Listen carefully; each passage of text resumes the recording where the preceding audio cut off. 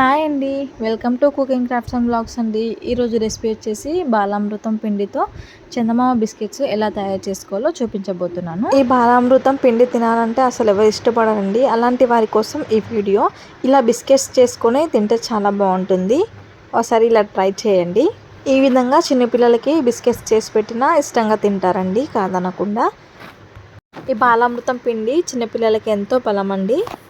అందుకే చిన్నపిల్లలకి ఈ విధంగా చేసి పెడితే చాలా చక్కగా తింటారండి. తప్పకుండా ట్రై చేయండి. ముందుగా ఇక్కడ నేను 3 కప్స్ వరకు బాలామృతం పిండి తీసుకున్నానండి. ఒక మిక్సీ జార్లో నేను దీన్ని గ్రైండ్ చేశాను. ఇలా మెత్తగా అయ్యేంతవరకు గ్రైండ్ చేసుకోవాలి. దీంట్లో షుగర్ ఉంటుంది కాబట్టి నేను షుగర్ ఏం యాడ్ చేయలేదండి. మీకు కావాలనుకుంటే షుగర్ యాడ్ చేసుకోవచ్చు. బాలామృతం మనం గ్రైండ్ చేసుకున్నాం కదండి. ఆ పౌడర్ని ఒక జల్లెడలో వేసుకొని ఇలా జల్లించుకోవాలి. చూసారు కదా, ఈ విధంగా మెత్తగా ఉంటుంది. ఇప్పుడు దీంట్లో నేను 1 కప్ వరకు గోధుమ పిండి తీసుకున్నానండి. అది కూడా ఇలా ఒకసారి జల్లించుకోవాలి. ఇలా జల్లించుకున్న వాటిని ఇప్పుడు మనం కొద్దిగా దీంట్లో సాల్ట్ అండి, కొద్దిగా సోడా, అలాగే ఒక స్పూన్ వరకు నెయ్యి వేసుకుంటున్నానండి. ఏ నెయ్యి అయినా పర్లేదు. ఇప్పుడు ఇదంతా కూడా కలిసేటట్టుగా ఇలా కలుపుకోవాలి. చూసారా, ఇలా ముద్ద కట్టేయాలండి. ఇప్పుడు దీంట్లో కొద్దిగా వాటర్ యాడ్ చేసుకుంటూ చపాతీ పిండిలాగా తడుపుకోవాలండి. ఇలా ఈ విధంగా కొద్దిగా వాటర్ వేసుకుంటూ చపాతీ పిండిలాగా తడుపుకోవాలి. ఓసారి తప్పకుండా ట్రై చేయండి. చాలా అంటే చాలా బాగుంటుంది. చూసారు కదా, ఈ విధంగా తడుపు పెట్టుకుంటే సరిపోతుంది. ఇంతేనండి, ఎలాంటి పిండి కూడా యూస్ చేయాల్సిన అవసరం లేదు. ఇప్పుడు దీన్ని మనం ఒక సగం దీంట్లో ముద్దగా తీసుకుందాం. ఇలా రౌండ్గా చేసుకొని దీన్ని మనం చపాతీలాగా తాల్చుకోవాలి. మరీ పలుచగా కాదండి, కొద్దిగా మీడియం సైజులో ఉండేటట్టుగా తాల్చుకోవాలి. ఇలా రౌండ్గా అనుకుంటూ తాల్చుకోవాలి.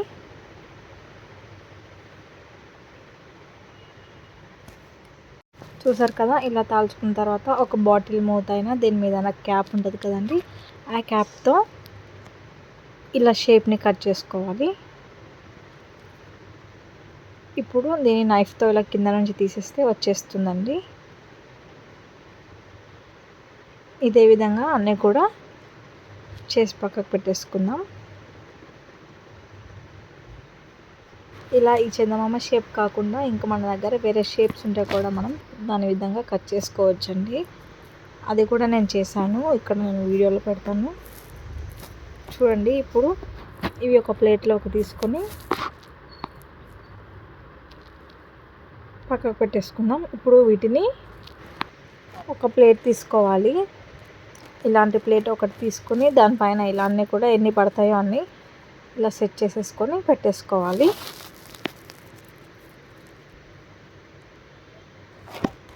ఇలా ఈ విధంగా అన్నీ కూడా సెట్ చేసి ఇప్పుడు నేను ముందుగానే కుక్కర్లో కింద ఒక స్టాండ్ పెట్టేసి దాంట్లో పైన పెట్టేసాను అనమాట. అది ఇలా పెట్టేసి మూత పెట్టేసి ఒక 10 to 15 మినిట్స్ దాన్ని కుక్ అవ్వనివ్వండి. ఇక్కడ నేను మరొక షేప్లో కట్ చేసుకోవడానికి చపాతీలాగా తాల్చుకుంటున్నానండి. ఇక్కడ ఇలా తాల్చుకున్న తర్వాత నా దగ్గర షేప్ కట్టర్ ఉందండి, దాంతో ఇలా కట్ చేసుకుంటున్నాను. కొన్ని అలా చందమామ బిస్కెట్లు, కొన్ని ఇలా ఫ్లవర్ టైప్లో నేను కట్ చేసుకున్నాను. ఇప్పుడు వీటిని ఇలాగే మరికొన్ని షేప్స్ కట్ చేసుకొని పక్కకు పెట్టుకుందాం. ముందుగా మనం ఈ చందమామ బిస్కెట్స్ అయితే కుక్ చేస్తున్నాం కదండి, అది మధ్యలో ఒకసారి ఓపెన్ చేసి చూసుకుందాం. కింద ఇలా మనకి బ్రౌన్ కలర్లో వస్తే మనకి పర్ఫెక్ట్గా రెడీ అయిపోయినట్టు. ఇప్పుడు వీటిని ఒక బౌల్లోకి ట్రాన్స్ఫర్ చేసుకుందాం. ఇలా నిదానంగా ఒక్కొక్కటి జరిపి ఇలా తీసేసుకోవాలి. అదేవిధంగా నేను సెకండ్ రౌండ్ కూడా పెట్టానండి. వీటిని కూడా ఒక 10 to 15 మినిట్స్ వరకు కుక్ చేసుకుందాం. చూసారు కదా, ఇవి కూడా వాటిలాగానే కుక్ చేసుకుంటే సరిపోతుంది. అంతేనండి, ఎంతో చక్కటి చందమామ బిస్కెట్లు అయితే రెడీ అయిపోయాయి. ఇంట్లోనే ఈజీగా పిల్లలకి ఈ విధంగా చేసి పెడితే చాలా ఇష్టంగా తింటారు. అలాగే పిల్లలకి చాలా హెల్తీ ఫుడ్ కూడా. తప్పకుండా పిల్లలకి ఇలా ట్రై చేసి పెట్టండి. ఎప్పుడు ఒకేలాగా కాకుండా ఇలా బిస్కెట్స్ లాగా చిన్నగా చేసి పెడితే ఎంతో ఇష్టంగా తింటారండి. సో మరి ఇలాంటి రెసిపీస్ కోసం మన ఛానల్ని సబ్స్క్రైబ్ చేసుకోండి. అలాగే బెల్ ఐకాన్ మీద క్లిక్ చేయండి. Thank you for watching my video.